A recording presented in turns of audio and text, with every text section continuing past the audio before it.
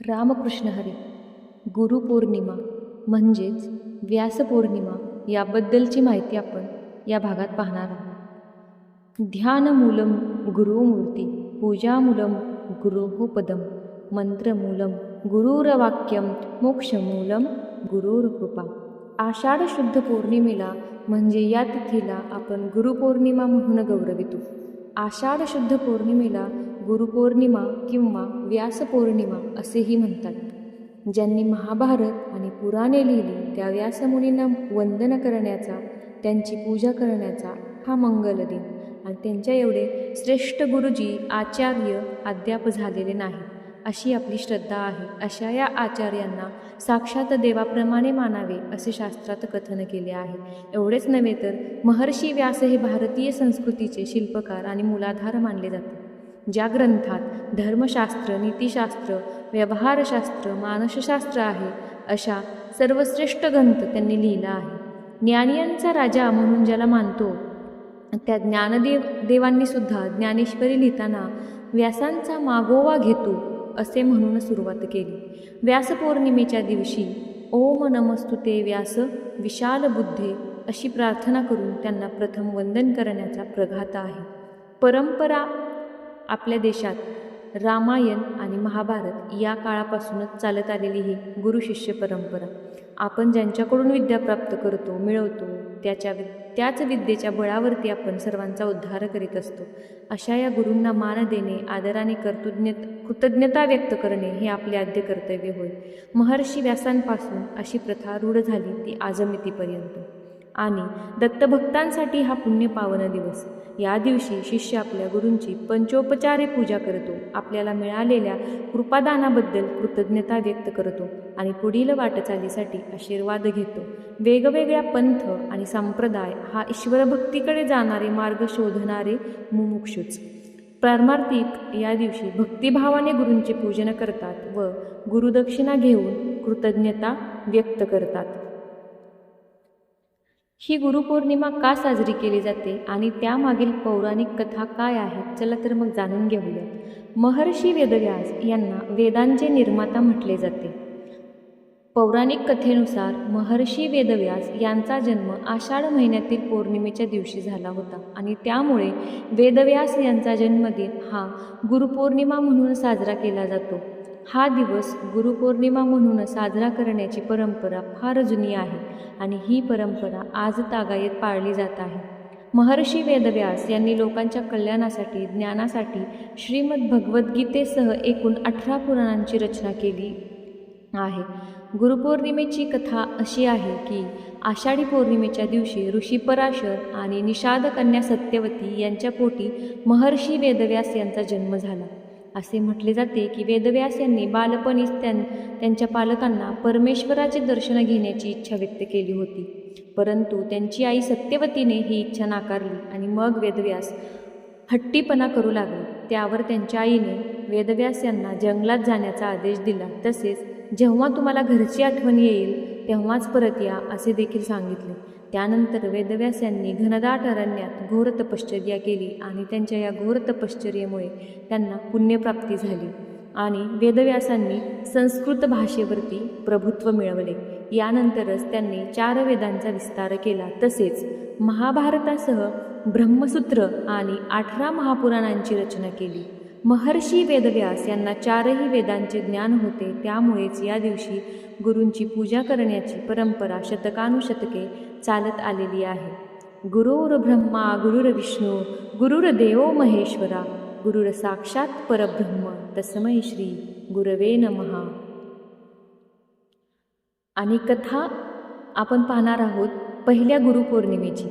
सध्या सूर्याचे दक्षिणायन सुरू होत आहे आणि या काळात सूर्याचा पृथ्वीशी असलेला संबंध उत्तरी भ्रमणापासून दक्षिणी भ्रमणापर्यंत बदलतो. या कालावधीत मानवी शरीरात होणारे बदल साधना करण्यासाठी आणि लक्ष्य निश्चितीसाठी अधिक उपयुक्त ठरतात. याच काळात शेतकरी आपल्या जमिनीची मशागत सुरू करतो. आपला देह म्हणजे धरतीचा एक तुकडाच आहे आणि एक योगीसुद्धा या मातीच्या गोळ्यास म्हणजे आपल्या शरीरास मळायला सुरुवात करतो. एक असे शरीर जे धारण करण्याची एक सुवर्ण संधी त्याला प्राप्त झाली आहे. आणि हजारो वर्षापूर्वी अगदी याच वेळी आदियोगींची कृपादृष्टी मानवी प्राण्यांवर पडली. योगिक संस्कृतीमध्ये शिवाकडे देवता म्हणून नव्हे तर आदियोगी म्हणून पाहिले जाते. 15,000 वर्षाहून अधिक काळापूर्वी एक योगी हिमालयातल्या उच्च प्रदेशांमध्ये अवतरला. त्यांचे उगमस्थान किंवा त्यांचा पूर्वेतिहास याविषयी कोणालाच कल्पना नव्हती. शिवाय त्यांनी स्वतःची ओळख करून न दिल्याने त्यांचे नावही अज्ञात राहिले आणि परिणामी त्यांचा उल्लेख आदियोगी किंवा प्रथमयोगी असा केला जातो. त्यांचे आगमन झालं आणि ते आसनस्थ झाले. ते शून्य अवस्थेतच होते. त्यांच्या नेत्रातून वाहणारे परमानंदाचे अश्रू हीच जीवनाची एकमात्र निजपूर्ण होती. या व्यतिरिक्त काहीच जाणवत नव्हतं. अगदी त्यांचे श्वसन सुरू आहे की नाही हे सुद्धा समजत नव्हतं. ते काही गूढ अनुभव घेत असल्याचं तिथल्या लोकांना जाणवलं, ज्याची ते कल्पनाही करू शकत नव्हते आणि सारंच अगम्य होतं. ते लोक आले आणि त्यांनी वाट पाहिली.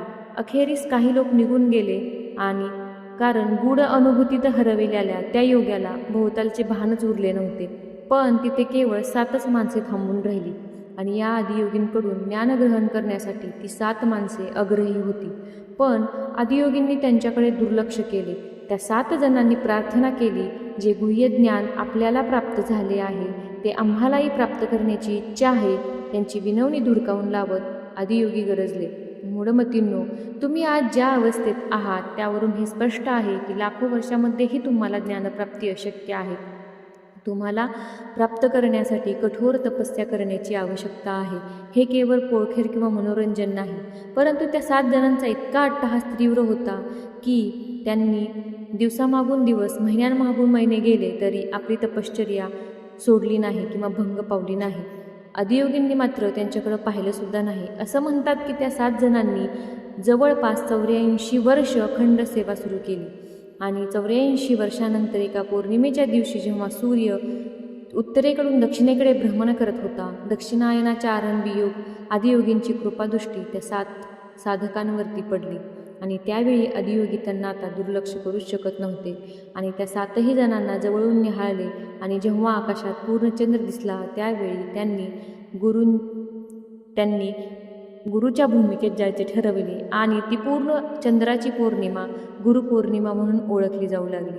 पहिल्या योग्याचे रूपांतर आदिगुरीत होण्याची पौर्णिमा म्हणजेच गुरुपौर्णिमा आणि तो आदिगुरु दक्षिण दिशेला वळला. त्याने आपल्या 7 शिष्यांना योगशास्त्राचे ज्ञान दिले, म्हणूनच तो दक्षिणमूर्ती म्हणून प्रसिद्ध आहे आणि हीच ती दक्षिणायनातील पहिली पौर्णिमा, हीच ती गुरुपौर्णिमा, ज्या पौर्णिमेला आदिगुरूंचा म्हणजेच ब्रह्मांडातल्या प्रथम गुरूचा जन्म झाला.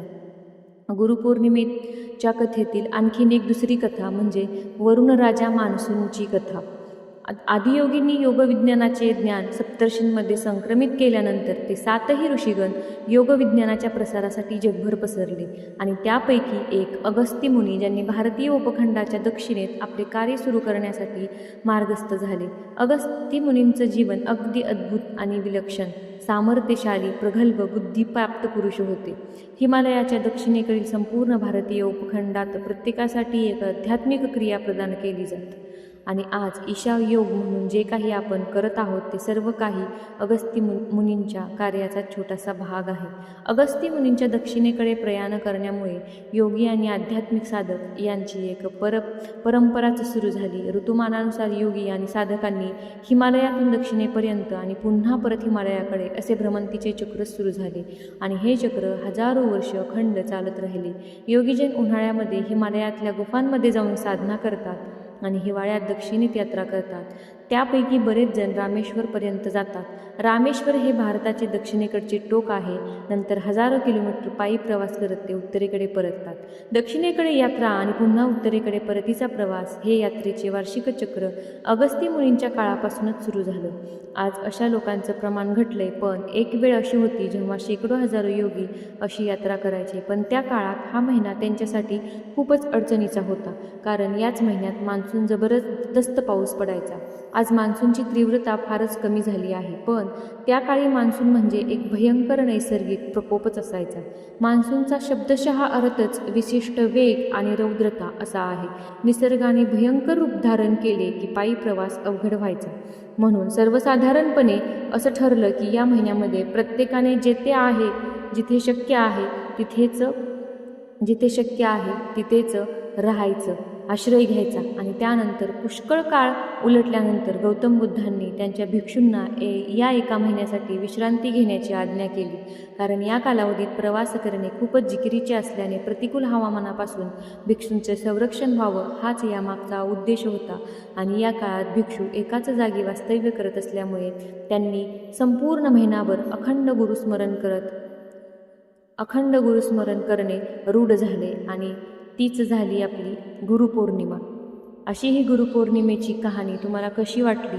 आणि देवशयनी एकादशी केल्यामुळे पूर्ण कुटुंबाने जर देवशयनी एकादशीचं व्रत ठेवलं तर खूप पाऊस पडतो अशी देखील धारणा आहे. आणि चातुर्मास प्रारंभ झालेला आहे.